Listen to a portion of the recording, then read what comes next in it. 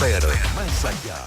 Hola, hola, ¿qué tal, amigos? Muy buenos días a todos quienes nos escuchan en Radio Sol. Primero quiero invitarlos a todos, por favor, a participar en nuestro Facebook y Twitter, UCN al Día o Admisión UCN, como gusten, si quieren hacer sus preguntas, porque hoy vamos a conversar de este tema muy interesante. También en Radio Sol Chile, Facebook, pueden hacer sus consultas. Vamos a saludar a nuestros expertos e invitados. El día de hoy nos visita Oscar Vélez, él es director del Magíster de Psicología Clínica de la Universidad Católica del Norte. ¿Cómo estás, Oscar? Hola, Paula, bien, ¿y tú? Bien, bien, buenos días. Y también Luis Miguel Rodrigo, no el cantante. No. Te debe pasar mucho, ¿o no? Lamentablemente sí. Ay, sí.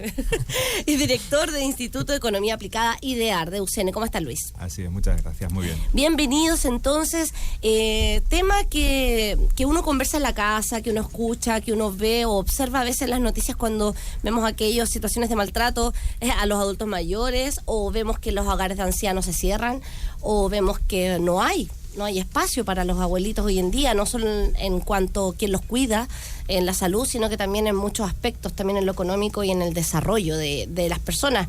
Como que pareciera que la vida se va acabando a la medida que uno ya jubiló. Son cambios muy profundos, muy, muy grandes para ellos. Para eso vamos comenzando un poco con el contexto de cuáles serían estos motivos o factores que generan que Chile se esté convirtiendo en una población más envejecida, más senil, como lo vemos en algunos países europeos. No sé quién quisiera comenzar. Mira, en general el envejecimiento de la población está relacionado con el desarrollo, como apuntabas tú, no solo con los países europeos, en general con los países del norte. Estados Unidos, Europa, sobre todo Japón, son sociedades muy envejecidas. Y tiene que ver simplemente con la esperanza de vida. Cuanto más se desarrolla un país, tiene mejores condiciones de salud. Las mejores condiciones de salud hacen que la esperanza de vida en el país aumente, la gente dura más años. Y esto hace que la parte de arriba de la pirámide se estire, ¿no? En la pirámide poblacional tiene una parte de arriba que se va estirando, cada vez tenemos más personas mayores. A la misma vez, cuanto más se desarrollan los países, la gente tiene menos hijos. Hay varias hipótesis de por qué, la verdad es que no estamos completamente seguros, pero el caso es que la gente tiene menos hijos. Pueden ser por cambios culturales, pueden ser por elementos económicos, porque en los países más desarrollados los hijos son más caros en términos relativos. Uno intenta tener menos hijos e invertir más en ellos, poder pagarles una mejor universidad, exacto, etcétera, etcétera.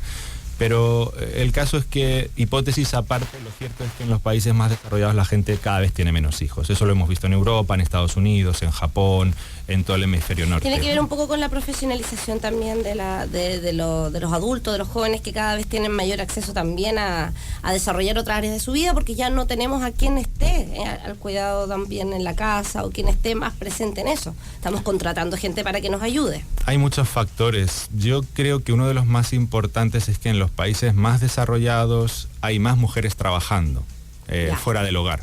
Claro. Más mujeres profesionales, más mujeres trabajando, por lo tanto se va perdiendo el rol tradicional de la mujer como cuidadora.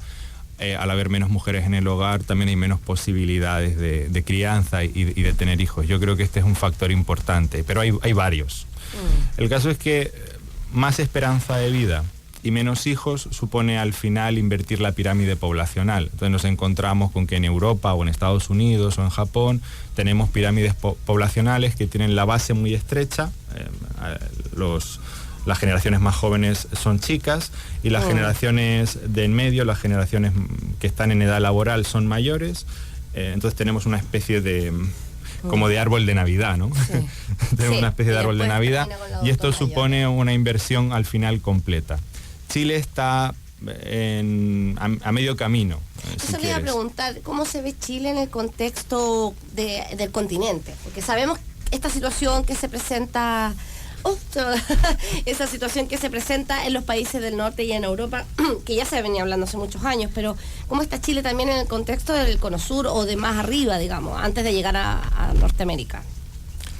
Mira, si te fijas en la pirámide poblacional, tengo aquí unos dibujitos que me traje. Ya. Claro, yo te he puesto dos ejemplos, o sea, tres ejemplos. Tenemos Colombia, que tiene una pirámide poblacional normal, donde la base es la parte más ancha de la pirámide, y no hay mucha gente mayor porque la esperanza de vida no es demasiado alta. Tenemos España, donde tiene una pirámide poblacional prácticamente invertida, con esta forma que te decía de árbol de Navidad, ¿no? Donde la base es muy estrecha.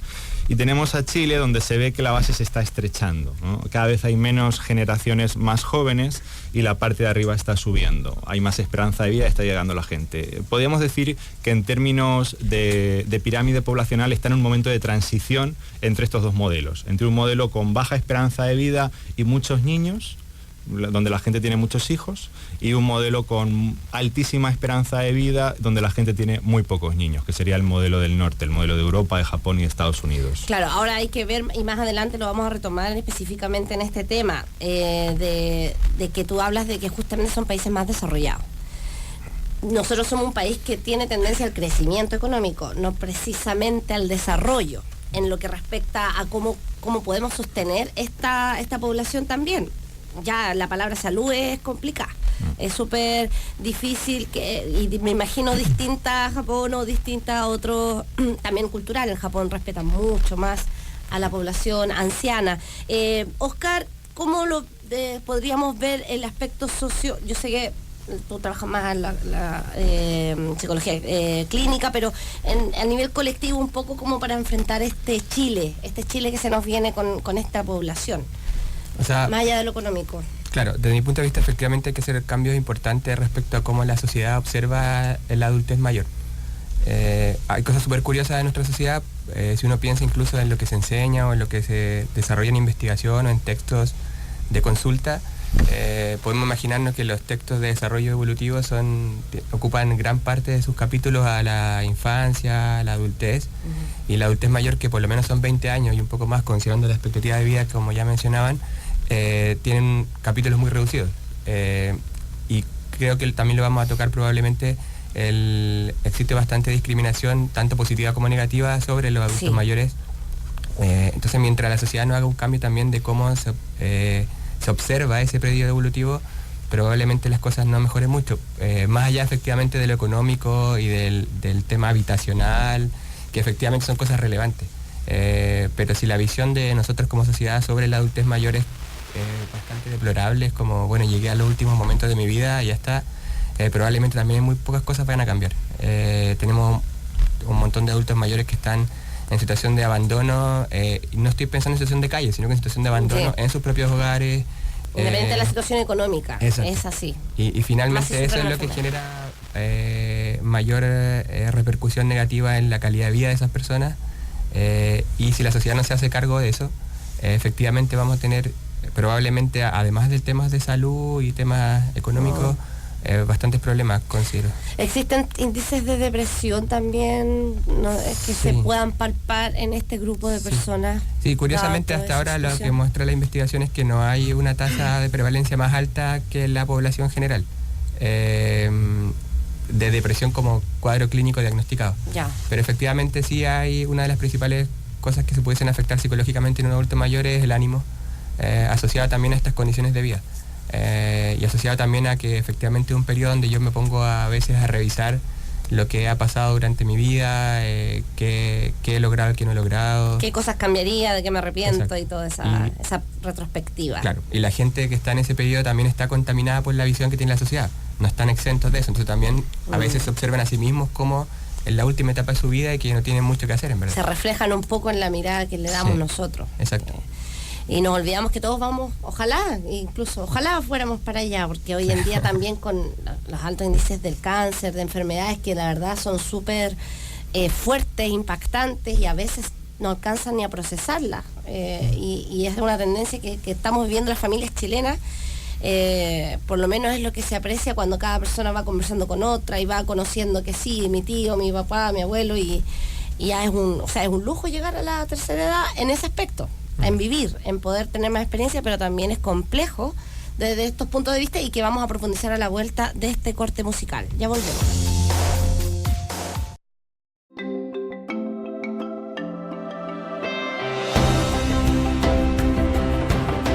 Seis años de acreditación en todas las áreas. Calidad al servicio del país. Educación superior. Universidad Católica del Norte. Admisión 2015. Educación superior. Hemos regresado, queridos amigos, en Radio Sol, Ver Más Allá, un programa de la Universidad Católica del Norte. Hoy hablando sobre el envejecimiento de la población en Chile. Nos encontramos con Óscar Vélez y Luis Miguel Rodrigo, ambos de la Universidad Católica del Norte, quienes desde sus perspectivas y expertise también en cada área hemos estado tratando de introducir un poco el tema de qué sucede con este envejecimiento. A nivel global ya lo hemos visto que hay casos y que se viene dando desde hace años ya en algunos países del norte y también europeos, pero Chile ya está en proceso, ya está camino a, y queremos saber cómo estamos, en qué parada estamos y cómo nos vamos a enfrentar también en ese aspecto a futuro. Pero hay un tema más importante aún, y ya lo abordó un poco Óscar, y que tiene que ver con una característica lamentable país que tenemos, no solo con respecto a los adultos mayores, sino que a nivel, yo diría, de distintas áreas, que es la discriminación. ¿Son los adultos mayores discriminados en este país? Así, pam, pam, vino, vino. Sí, si fuera una respuesta corta, efectivamente sería así.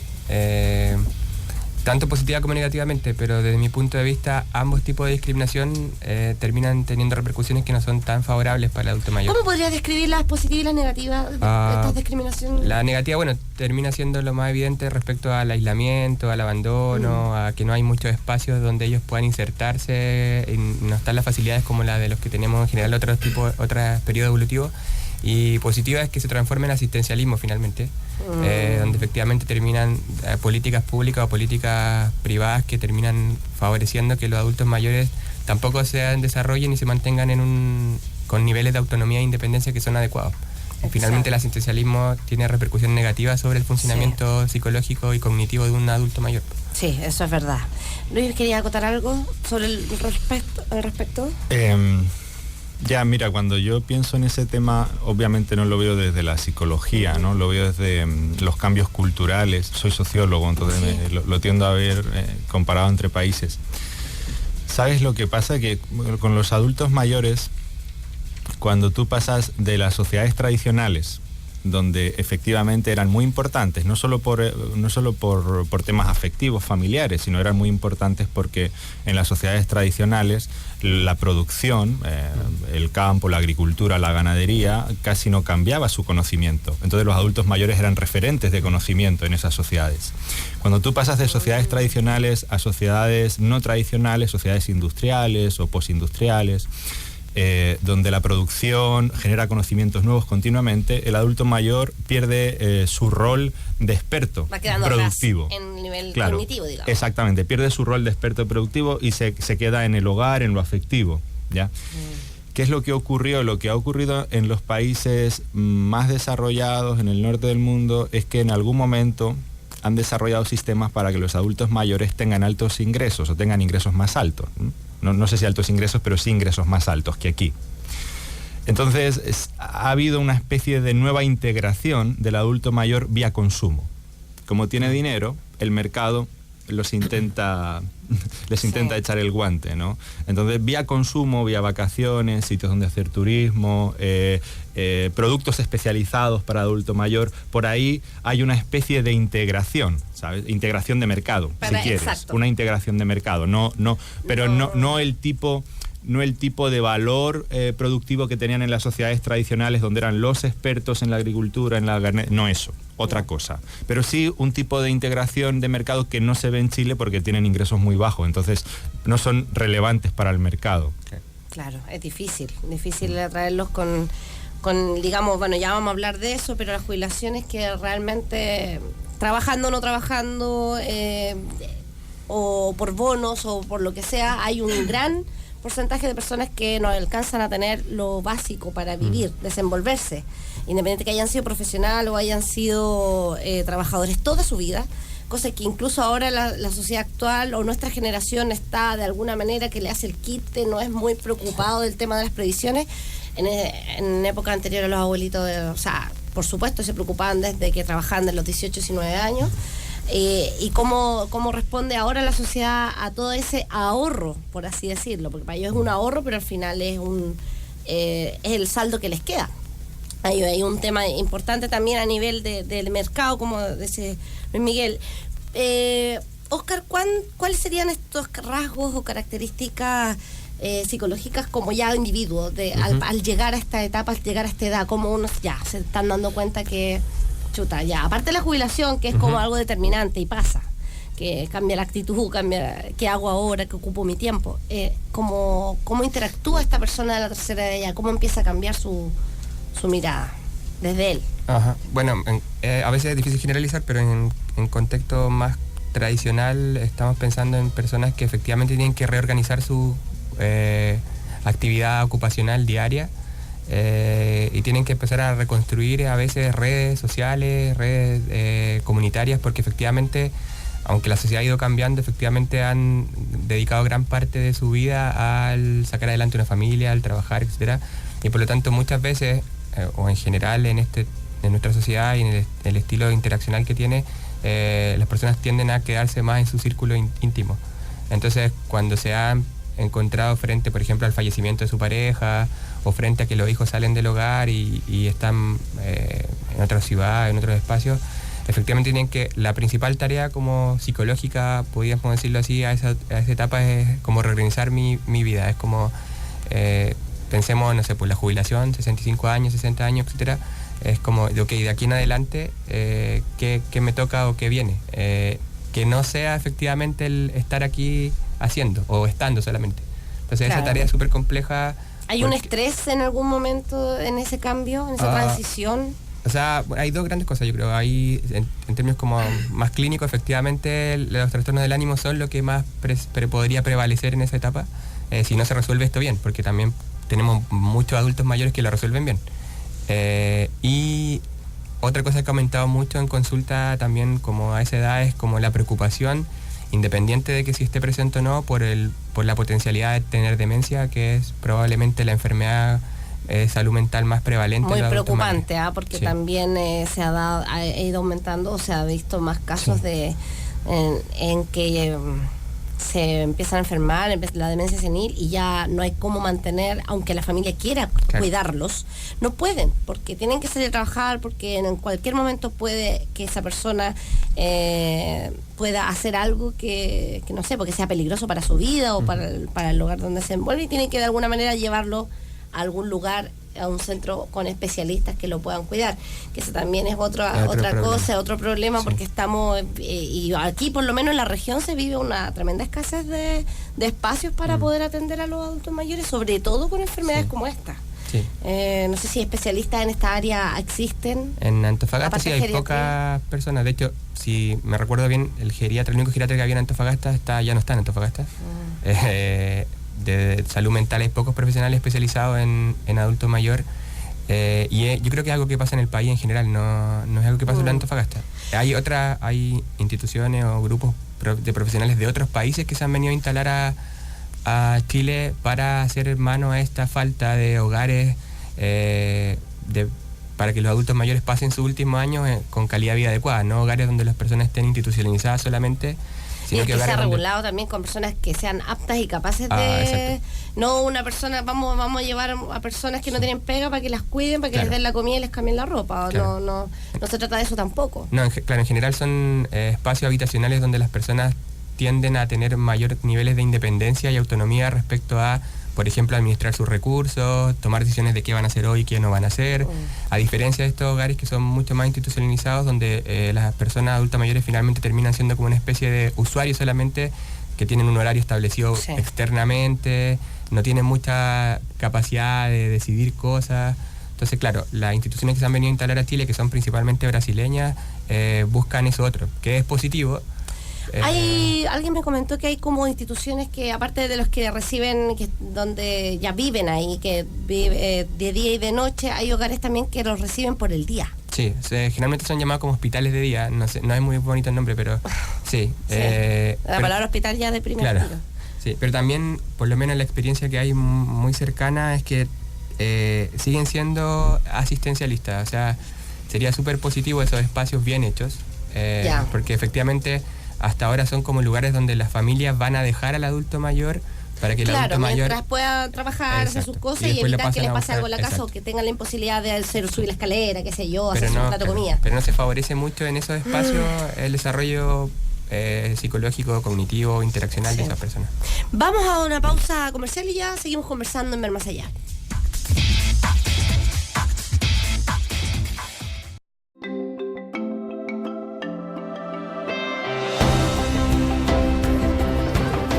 ...58 años de experiencia... creando conocimiento con vocación social... educación superior... Universidad Católica del Norte... admisión 2015... educación superior. De vuelta entonces en nuestro programa Ver Más Allá, un programa de la Universidad Católica del Norte. Estamos con Óscar Vélez y Luis Miguel Rodrigo, ambos de la Universidad Católica del Norte, conversando sobre el envejecimiento de la población, y la verdad es que son un sinfín de aspectos que queremos tratar, abordar aquí entre comerciales. Seguimos conversando porque en realidad es un tema importante del cual no sé si nos hemos preocupado lo suficiente. Estábamos hablando con Óscar y en eso quedamos antes de irnos, con el aspecto más psicológico de cómo enfrentar esta transición cuando ya se llega a esta etapa. Pero Luis, también nos podrías contar cómo se está viviendo la transición a nivel de país, a nivel de cómo esta inversión de la pirámide nos va a generar a nuestro sustento como económico, cómo nos vamos a desenvolver como país en lo económico al tener esta población ahí, que alguna activa, otra también inactiva. En los países en los que ha sucedido esto antes que en Chile, en el hemisferio norte, lo que ocurre justamente es que hay menos gente, está llegando menos gente a población económicamente activa en edad de trabajar. Entonces, para compensar esto, vía productividad, lo que se está haciendo es atraer inmigración. No hay otra forma. Entonces, si la gente del país deja de tener hijos, que es lo que pasa en el hemisferio norte, la única forma de compensar esto es vía inmigrantes. Eso es lo que está ocurriendo en Europa, en Estados Unidos, incluso en Japón, que eran muy reacios a atraer inmigración, se han visto en la obligación de atraer inmigrantes, porque al final hace falta mano de obra, ¿no? Sí. No hay otra forma. Chile en ese sentido tiene todavía una brecha enorme, porque está con unos niveles, pese a lo contrario a lo que piensa la mayoría de los chilenos, los porcentajes de inmigración en Chile son muy bajos, están por debajo del promedio internacional, que es como el 3,5 o el 4% de inmigrantes en todos los países internacionales. En Chile todavía está por debajo. Entonces, hasta alcanzar niveles de inmigración como en Europa del 10% de la población, o en Estados Unidos, hay una capacidad enorme todavía, ¿no? Pero ese es el mecanismo de compensar la mano de obra interna que se va perdiendo, la inmigración, no hay otro. Claro, y acá en la región de Antofagasta también, y tiene que ver un poco lo que estabas diciendo, Óscar, antes de irnos a comerciales, de cómo los especialistas y cómo estamos abordando acá a nivel de Antofagasta. Acá igual hay una situación un poco particular, porque distinto en el sur, que ya la persona tiene su habitación, su casa, puede vivir, pasar sus años ahí con su familia y todo.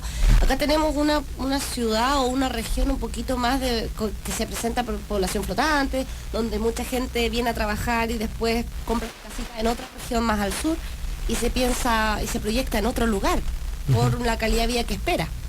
Como que todavía esta zona tan industrializada genera un poco también de deserción de esa población mayor, independiente que sí la va a haber siempre, pero cada vez menor.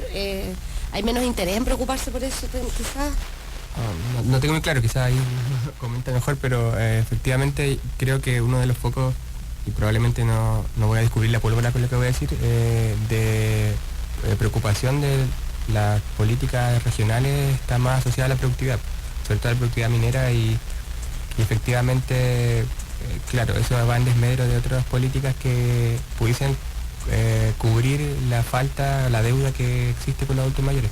Ahora no tengo muy claro si efectivamente los adultos mayores que están en la región,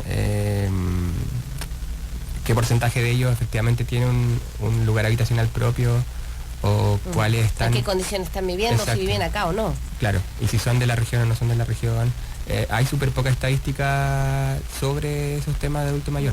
De hecho, incluso en salud mental, en el último censo, no estoy pensando en el censo, sino que Ese lo tenemos que obviar. claro, en el otro censo las estadísticas de salud mental están fusionadas, ni siquiera están separadas por categorías y por rangos de edad, ni siquiera hay mucha claridad respecto a qué pasa con cada adulto mayor, y generalmente son proyecciones de cifras en base a países que han pasado por lo que nosotros estamos pasando, o proyecciones que son cálculos finalmente estadísticos solamente. Porque necesitamos políticas públicas, ya lo hablábamos, pero también necesitamos acotar las realidades regionales. No todas las regiones son iguales, ¿no, Luis? Claro. Aquí en la región de Antofagasta, que es una región minera, como todos sabemos, las grandes empresas del rubro han optado por la conmutación frente a la inmigración. Antes, hace unas décadas, la mano de obra que hacía falta en la minería se traía, inmigraba y se quedaba aquí, en la región, se asentaba en la región y se traían a las familias y se vivía aquí. Ahora, desde hace un tiempo, se optó por la conmutación. Entonces, se traen trabajadores en avión y se devuelven cuando acaba el turno. En la conmutación sabemos que genera problemas familiares, en general. Sí. Entonces, obviamente, la persona que está conmutando, el conmutante, no se puede encargar ni de sus mayores, ni de sus hijos, va a tener más problemas en sus relaciones de pareja con su mujer. La conmutación genera una situación extraña, de extrañeza dentro del núcleo familiar, y es una fuente de problemas en ese sentido. Entonces, si esto lo llevamos al cuidado o a la relación con los adultos mayores, es exactamente igual que con los hijos o que con la mujer. Es una política antifamiliar, si quieres. Sí. Sí, y hay otro tema también súper delicado que lo hemos tocado así someramente, pero que en realidad es, yo creo que lo que más, si nos están escuchando abuelitos o hijos que tienen la fortuna todavía de tener esos papitos más viejos, las pensiones. Si ya tenemos una crisis o un sistema que no está funcionando bien para la mayoría, ya no se trata de un par de casos, es una sensación país. Y se ha encuestado y la gente es lo que más reclama y molesta. Desde ese punto de vista, ¿cómo podríamos proponer, no sé si hasta ha tocado dialogar con expertos que te puedan dar una mirada que se pueda hacer distinto? Quizás pasar de la capitalización individual a un sistema más de reparto, o como dices tú, una política que sea más garantista del Estado, como en otros países donde el adulto mayor no tenga, o sea, donde la persona, hoy nosotros, a los 30, 40 años, estemos pensando solo en de qué vamos a vivir a los 65. ¿Hay alguna mirada distinta o estamos encausados a seguir de la misma manera solamente? No sé si conoces otros casos. Encauzados a seguir, o sea, determinados no estamos. O sea, Chile es una democracia y como por tanto debería poder elegir el sistema de pensiones que quiera. El sistema de pensiones que tiene ahora mismo no lo pudo elegir porque es el de las AFP, se implantó en el 81 bajo una dictadura militar, entonces obviamente no fue elegido. Antes del 81 aquí había un sistema de reparto desde el 56 que funcionó razonablemente bien. Eso se cambió en el 81 por un sistema que es el actual, de capitalización individual, basado en el ahorro de cada trabajador. Los resultados a día de hoy del sistema son completamente desastrosos, sería la mejor palabra, o sea, desastrosos. Es un sistema que su tasa de cobertura, las pensiones básicamente, los sistemas de pensiones comparándolo entre países se mide básicamente por dos parámetros. Uno, la cobertura, la cantidad de población activa que al final se pueda acoger a él, y otro, los ingresos que le genera. ¿Ya? Si lo medimos así, la tasa de cobertura del sistema de pensiones chileno es del 63%. Es decir, de la gente que trabaja, de los que trabajan, solo acaban con pensión el 63% con el actual sistema, ¿no? Casi la mitad, es una cobertura desastrosa. Sí. Comparada con el resto de países es desastrosa. De esa gente que tiene cobertura, el 91%, es decir, casi todos, tienen una pensión inferior a 150.000 pesos al mes. Lo cual te sitúa, si no en la pobreza, sí en las puertas mismas de la pobreza, en la vulnerabilidad social más absoluta. No alcanza, ¿no? Absolutamente, claro. Entonces, esa es la realidad del sistema de pensiones chileno. Una cobertura del 63% y unos ingresos promedio por debajo de los 150.000 pesos para más del 90% de las personas cubiertas por el sistema. Claro, comparado con el resto de sistemas de pensiones del mundo y más si lo comparamos con los de la OCDE, es completamente desastroso. Y nosotros estamos en la OCDE, o sea, sí, deberíamos estar alineados. Es mínimo. completamente desastroso. Entonces, sí, convendría ir hacia otro sitio, sí. ¿Qué te parece la propuesta que se hiciera de algunos honorables diputados hace un tiempo atrás de hipotecar las casas de los abuelitos para poder generar un aumento? No nos vamos a ir en la parte personal ni opinión, sino que ¿qué hubiera sido también de la estructura o de qué hubiera pasado económicamente o al final de hacer esto? O sea, pan para hoy, hambre para mañana. Una cosa así más o menos se proyectaba.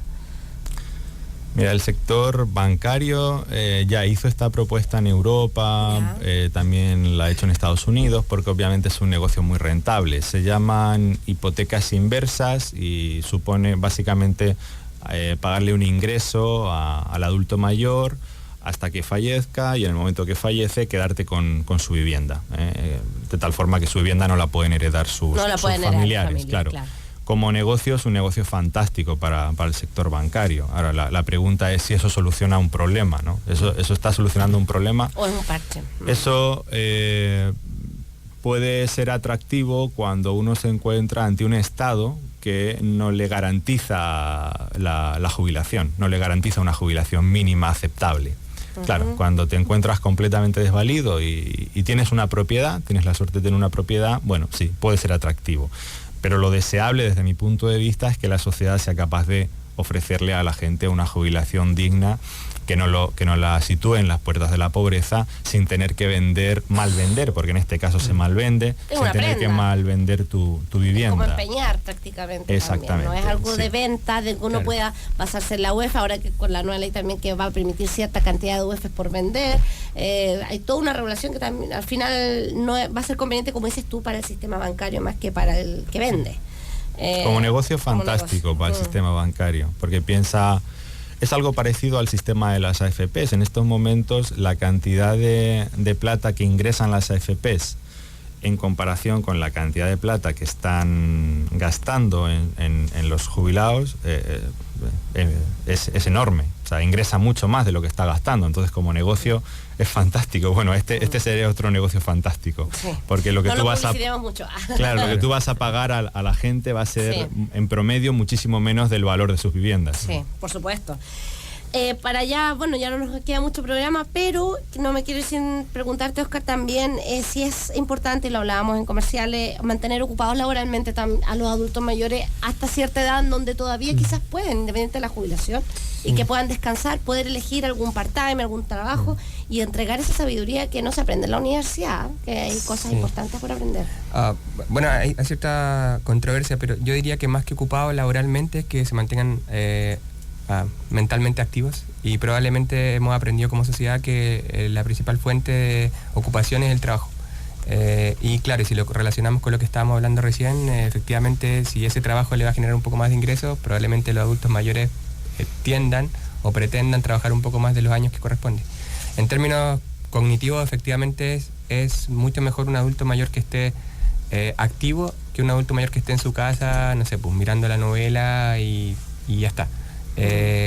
Porque efectivamente, aunque, no vamos a profundizar en ese tema, pero aunque cerebralmente yo haya desarrollado una patología como demencia, si estoy activo por un proceso de reserva cognitiva, yo podría clínicamente no dar signos de la enfermedad. Se podría mantenerme visualmente bien, clínicamente bien, aun cuando mi cerebro presente lesiones, etcétera. Entonces, sí, si sumamos y restamos, efectivamente es mejor un adulto mayor que esté participando en espacios, cumpliendo un rol social, más que un adulto mayor que esté como... Se va a sentir más integrado que solo yendo a estos talleres, a estos viajes, a estas cosas recreativas que son súper importantes. Sí, pero no es la única... Pero no es la única forma. Claro, porque, bueno, ya lo dije, pero probablemente mucho de eso cae en el asistencialismo más que en favorecer algunos espacios de... Sí, tenés razón. Y bueno, se nos va el programa, se nos hace tan corto, pero interesante tema. Ojalá algún día podamos seguir abordándolo desde otro punto de vista. Nos quedó por ver el maltrato también, cómo detectarlo. La idea es que, bueno, como sociedad nos ocupemos de nuestros adultos mayores, que ellos tienen lo que nosotros todavía nos falta mucho por adquirir, y eso es súper importante aprovecharlo y vivir todos en comunidad. Nosotros nos despedimos. Luis, muchas gracias por venir. Oscar, Gracias a ti. Gracias. gracias por estar en nuestro programa y nosotros nos encontramos en una próxima edición de Ver Más Allá. Chao, chao. Well, I ain't so